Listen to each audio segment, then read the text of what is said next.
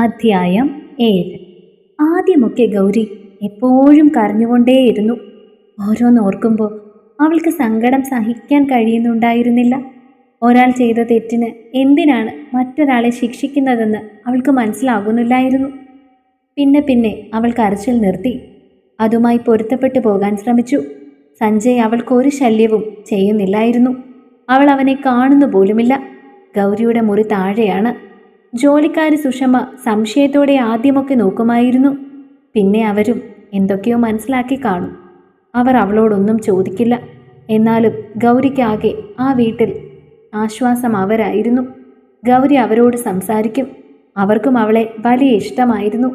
സഞ്ജയെ പേടിയും. ഗൗരി തന്നെയാണ് മുറിയൊക്കെ വൃത്തിയാക്കുക. സുഷമ നിർബന്ധിച്ചാൽ പോലും അവൾ തന്നെ അതൊക്കെ ചെയ്യും. ഒരു വിളക്കും കൃഷ്ണന്റെ ഫോട്ടോയും വാങ്ങണം ചേച്ചി. ഇവിടെ വിളക്ക് വയ്ക്കും പ്രാർത്ഥിക്കുകയൊന്നുമില്ലേ? സുഷമ ചിരിച്ചു. അതൊന്നുമില്ല കുട്ടി. ഞാനിവിടെ അടുത്ത് ഒരു ക്ഷേത്രത്തിൽ പോവും ഇടയ്ക്ക്, അത്ര തന്നെ. എനിക്ക് വേറെയും കുറച്ച് സാധനം വാങ്ങാനുണ്ട്. വീട്ടിൽ നിന്ന് ഞാൻ കുറച്ച് വസ്ത്രങ്ങളെ എടുത്തുള്ളൂ. പിന്നെ കുറച്ച് സാധനമൊക്കെ ഉണ്ട്. അവൾ ചിരിച്ചു. ഞാൻ വാങ്ങിക്കൊണ്ട് തന്നാൽ മതിയോ? പക്ഷേ ഇവിടെ എനിക്കത്ര അറിവൊന്നുമില്ല. ഞാൻ വന്നിട്ട് ഇതുവരെ പുറത്തു പോയിട്ടില്ല. ഞാൻ പോയി വാങ്ങിക്കോളാം. മോള് സാറിനോട് അനുവാദം മേടിച്ചിട്ട് പോണേ. പറയാതെ പോകരുത്. അവൾ തലയാട്ടി. സഞ്ജയ് അന്ന് പതിവില്ലാതെ ഉച്ചയ്ക്ക് വന്നു. അവൻ മുറിയിലേക്ക് പോകും മുൻപേ അവൾ ഓടി അവൻ്റെ മുന്നിൽ ചെന്നു. എനിക്ക് ഒന്ന് പുറത്തു പോകണം. കുറച്ച് സാധനം വാങ്ങണം. അവൻ അവളെ സൂക്ഷിച്ചൊന്ന് നോക്കി. വേണ്ട. അതെന്താ?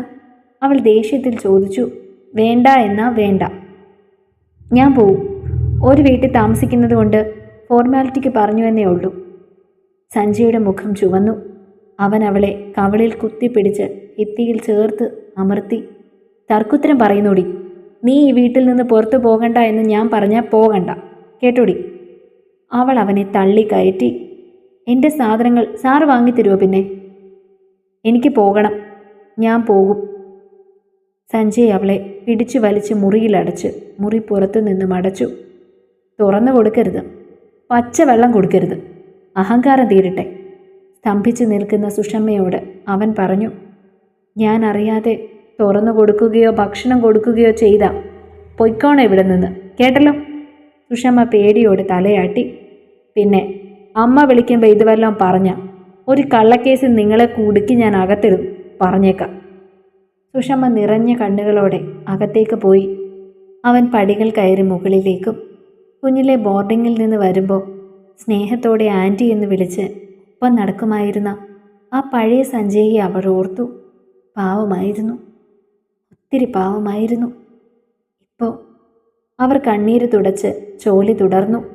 ഒരു ദിവസം കഴിഞ്ഞുപോയി. അവരിടയ്ക്ക് വന്ന് വാതിൽക്കൽ വന്ന് അവളെ വിളിക്കും. അവളോട് സംസാരിക്കും. രണ്ടാമത്തെ ദിവസം കോളിംഗ് ബെൽ അടിക്കുന്നത് കേട്ട് അവർ ചെന്ന് വാതിൽ തുറന്നു. മിയ. സുഖമാണോ ചേച്ചി? അകത്തേക്ക് വന്നുകൊണ്ട് മിയ ചോദിച്ചു. അവർ സങ്കടത്തോടെ കുനിഞ്ഞു. ഗൗരി എവിടെ? അവർ പേടിയോടെ മുറിയിൽ നോക്കി. ഗൗരി, അവൾ ഉറക്കെ വിളിച്ചു. മിയ ചേച്ചി, ഞാനിവിടെ ഉണ്ട്. മിയ ശബ്ദം കേട്ടിടത്തേക്ക് അമ്പരപ്പിൽ നോക്കി. അതിനെ സാർ പൂട്ടിയിട്ടേക്കുക. സുഷമ കണ്ണീരൊപ്പി. പൂട്ടിയിട്ടേക്കുന്നോ? എന്തിന്? മിയ ഞെട്ടിപ്പോയി. അവർ തമ്മിൽ വഴക്കുണ്ടായി. സാറ് വാതിൽ പൂട്ടി. ഒന്ന് തുറന്നു കൊടുക്കാമോ മോളെ? അതൊന്നും കഴിച്ചിട്ടില്ല. മിയ നടുക്കത്തിൽ അവരെ നോക്കി. ഇവരെന്തൊക്കെയായി പറയുന്നേ? ഇങ്ങനെയൊക്കെ ആരെങ്കിലും ചെയ്യുമോ? അവൾ വാതിൽ പുറത്തുനിന്ന് തുറന്നു. ഗൗരി ക്ഷീണിച്ച മുഖത്ത് ഒരു പുഞ്ചിരി വരുത്തി. എന്താ ഗൗരി, എന്താ കാര്യം? ഒന്നുമില്ല. ഒരു വഴക്ക്. പുറത്തു പോകണമെന്ന് ഞാൻ. പോകണ്ടെന്ന് സഞ്ജയ് സാർ. പോകുമെന്ന് പറഞ്ഞതിനാ പൂട്ടിയിട്ടത്. അയാൾക്ക് വട്ടാണോ? അവൾ കോപം കൊണ്ട് അലറി. ചേച്ചി കഴിക്കാൻ എന്തെങ്കിലും എടുക്ക്. വേണ്ട, പാവത്തിൻ്റെ ജോലി പോവും. എനിക്ക് കഴിക്കാനൊന്നും കൊടുക്കരുതെന്ന ഓർഡർ. മിയ വിശ്വാസം വരാതെ വീണ്ടും അവളെ നോക്കി. എന്തൊക്കെയാ ഗൗരി ഇതൊക്കെ? എന്തിന്? നിങ്ങൾ തമ്മിൽ എന്താ പ്രശ്നം? ഗൗരിയുടെ കണ്ണ് നിറഞ്ഞു. എൻ്റെ ഏട്ടനുമായിട്ടാ പ്രശ്നം. ഞാനാണ് സഞ്ജയ് സാറിൻ്റെ തുറുപ്പ് ചീട്ട്. അത് വെച്ചല്ലേ ജയിക്കാൻ പറ്റൂ. സാറിന് ജയിക്കണം. ജയിക്കട്ടെ. അല്ലേ? ചേച്ചി പൊയ്ക്കോളൂ, ഞാനൊന്ന് കിടക്കട്ടെ. പോകുമ്പോൾ ആ വാതിൽ പുറത്തുനിന്ന് അടച്ചേക്ക്, അല്ലെങ്കിൽ ഈ പാവത്തിനെ ശരിയാക്കും. മിയ അല്പനേരം കൂടി നിന്നിട്ട് തിരിച്ചു പോന്നു. വരുണിൻ്റെ ഓഫീസിൽ മിയ ചെല്ലുമ്പോൾ അവൻ ജോലി തിരക്കിലായിരുന്നു. നീ എന്താ പതിവില്ലാതെ? ഒരു കാര്യം സംസാരിക്കാനുണ്ട്. ഫോണിൽ പറഞ്ഞാൽ പോരെ? അല്ലെങ്കിൽ വൈകുന്നേരം ഞാൻ വീട്ടിലേക്കല്ലേ വരുന്നത്? വരുൺ, മിയ തെല്ലുറക്കെ വിളിച്ചു. വരുൺ അന്തം വിട്ട് അവളെ നോക്കി.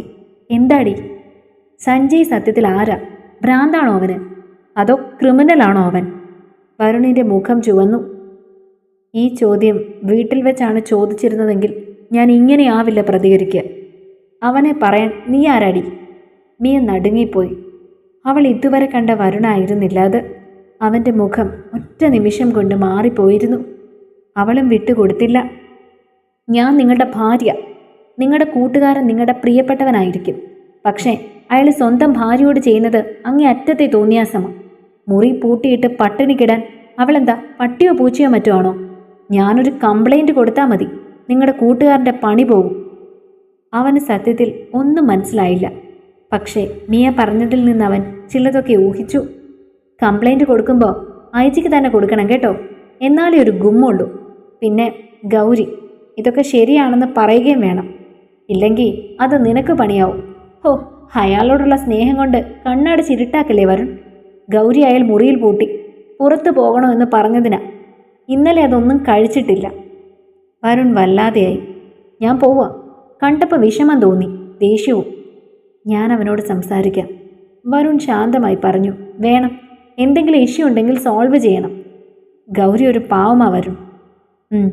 അവൻ തലയാട്ടി. മിയ നടന്നകന്നപ്പോൾ അവൻ എഴുന്നേറ്റു. ഒരു ഫോൺ കോളിലായിരുന്നു സഞ്ജയ്. വരുണിനെ കണ്ടവൻ കോൾ കട്ട് ചെയ്തു. എന്താടാ, ഒറ്റ ഒരെണ്ണം തന്നാലുണ്ടല്ലോ കോപ്പേ. വരുൺ അടിക്കാൻ ഓങ്ങിയ കയ്യിൽ നിന്നും അവൻ ഒഴിഞ്ഞു മാറി. എന്താടാ, നീ ഗൗരിയെ പൂട്ടിയിട്ടോ? അവൻ അപ്പോഴാണ് അത് ഓർമ്മ വന്നത്.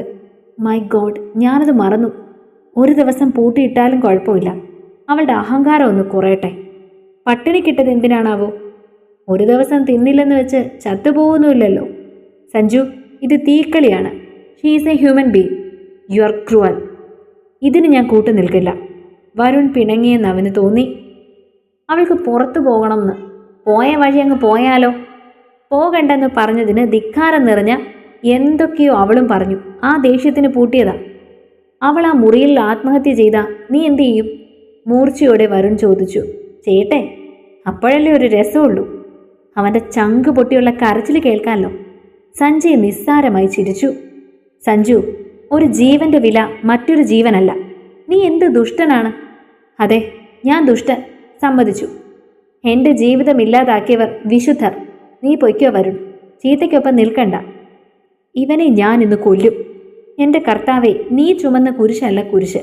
ദേ, ഞാനിപ്പോൾ ചുമക്കുന്ന ദേ ഇവനുണ്ടല്ലോ, ഇവനാ കുരിശ്. നീ ചുമക്കേണ്ടതല്ലെന്ന്. സഞ്ജയ് കള്ളച്ചിരിച്ചിരിച്ചു. ശരി, ഞാൻ പോവാ. ചിലപ്പോൾ നീ എന്നെ ഒഴിവാക്കും. നിനക്ക് ആരോടും ഇപ്പോൾ ഒരു സ്നേഹമില്ല. നീ പഴയ സഞ്ജു അല്ല, ഒത്തിരി മാറി. അവൻ എഴുന്നേറ്റു. സഞ്ജയ് പെട്ടെന്ന് കൈനീട്ടി അവൻ്റെ തോളിൽ പിടിച്ച് തന്നോട് ചേർത്ത് പിടിച്ചു. അവളെ തുറന്നു വിടണം, പുറത്തു പോകാൻ അനുവദിക്കരുത്, ഉപദ്രവിക്കരുത്, ഇത്രയല്ലേ ഉള്ളൂ. വരുൺ അവൻ്റെ മുഖത്തേക്ക് നോക്കി. പറയ്. സഞ്ജയ് അവൻ്റെ മൂക്കിൽ പിടിച്ചു. വരുൺ ഒന്ന് മൂളി. ഓക്കെ, ഇനി അതിൻ്റെ പേരിൽ നീ പിണങ്ങണ്ട. ഞാൻ സുഷമയെ വിളിച്ചു പറഞ്ഞേക്കാം. അവൻ ഫോൺ എടുത്തു. നീ പോയി തുറക്ക്, ഒരു സോറിയും പറ. വരുൺ അവനോട് പറഞ്ഞു. അതിന് എൻ്റെ അച്ഛൻ മാധവനല്ലാതിരിക്കണം. നീ പറഞ്ഞത് ഞാൻ ചെയ്യും, അത് നീ ആയതുകൊണ്ട് മാത്രം. അവൻ്റെ മുഖം ഇരുണ്ടു. അവൻ ഫോൺ എടുത്ത് സുഷമയുടെ നമ്പർ ഡയൽ ചെയ്തു. തുടരും. അടുത്ത ഭാഗങ്ങൾക്ക് വേണ്ടി ഈ ചാനൽ ഒന്ന് സബ്സ്ക്രൈബ് ചെയ്യാൻ മറക്കല്ലേ.